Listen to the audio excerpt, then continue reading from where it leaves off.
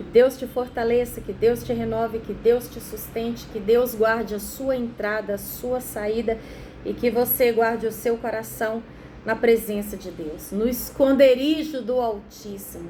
Que você tire tempo para conhecer o Deus da palavra e meditar e conhecer a palavra de Deus. Porque ela é lâmpada para os nossos pés e luz para o nosso caminho. Ela nos limpa, ela nos molda, ela nos poda, ela nos santifica. Ela gera em nós fé, esperança, vigor, ânimo, sabedoria, estratégia, poder, autoridade e unção. Para que cadeias sejam quebradas e a vida volte àquele que já não tem mais esperança e força para continuar na caminhada. Medite na palavra, examine as escrituras do Senhor. E pode ter certeza que a sua vida nunca mais será a mesma. Pelo contrário, será como aquele homem que, meditando na palavra dia e noite, é comparado a um ramo frutífero junto à fonte. Suas folhas são verdes o ano inteiro e ele frutifica no tempo certo. É maravilhoso estar firmado na palavra de Deus. E é por isso que o meu prazer é compartilhar com você sempre essa palavra maravilhosa, poderosa, viva e eficaz e mais cortante do que qualquer espada de dois gumes. Livro de Lucas, capítulo 12, a partir do versículo 35. Estejam prontos para servir e conservem acesas as suas candeias, como aqueles que esperam o seu Senhor voltar de um banquete de casamento, para que quando ele chegar e bater, possam abrir-lhe a porta imediatamente. Felizes os servos, cujo Senhor os encontrar vigiando quando voltar. Eu lhes afirmo que ele se vestirá para servir, fará que se reclinem à mesa e virá servi-los, mesmo que ele chegue de noite ou de madrugada. Felizes os servos que o Senhor encontrar preparados.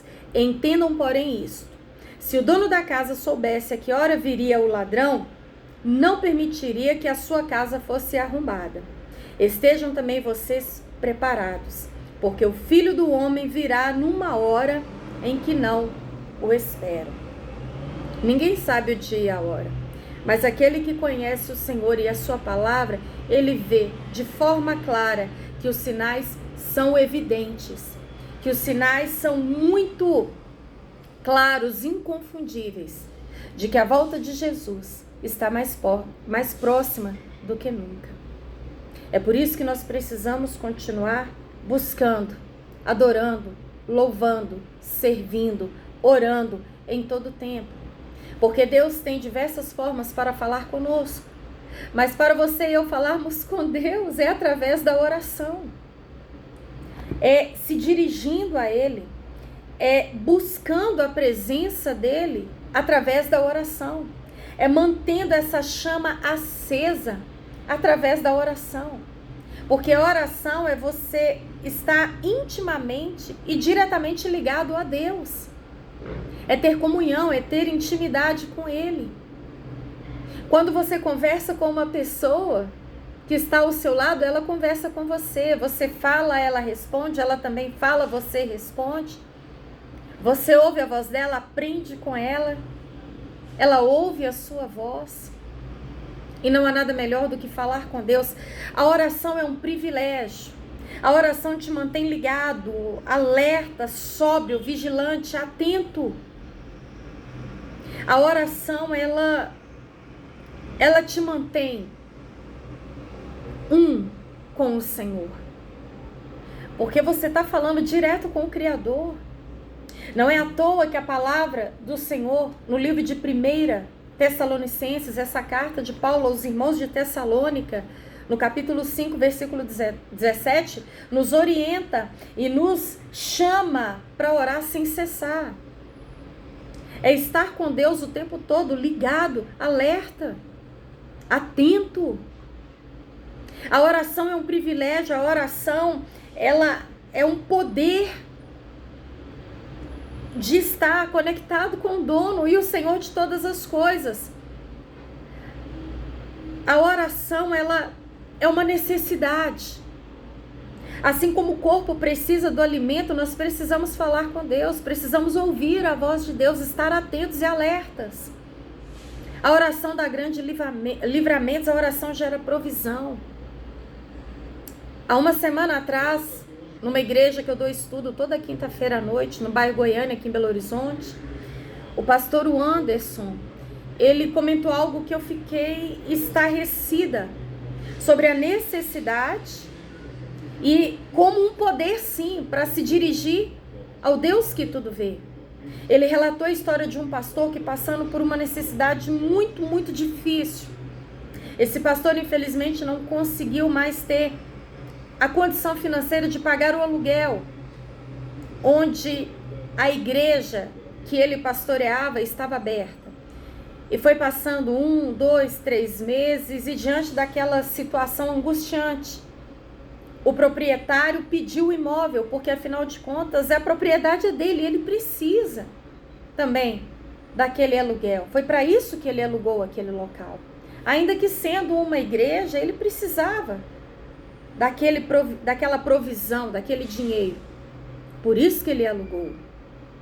E então, como o pastor estava com alguns meses atrasado, ele sugeriu ao pastor que lhe devolvesse a chave do imóvel e com tudo dentro, que era o utensílio da igreja. Mesa de som, cadeira, tudo que estava lá dentro, para que de alguma forma suprisse o valor que estava atrasado daquele compromisso. E aquele pastor ficou muito, muito, muito angustiado, muito pesaroso. Mas assim o fez, para que fosse quitada aquela dívida com o proprietário do imóvel. E ele ansioso, ele muito triste, muito abatido. A mulher começou a beber de forma avassaladora. O filho, infelizmente, chegou a um ponto que foi até preso. E esse pastor estava terrivelmente abatido.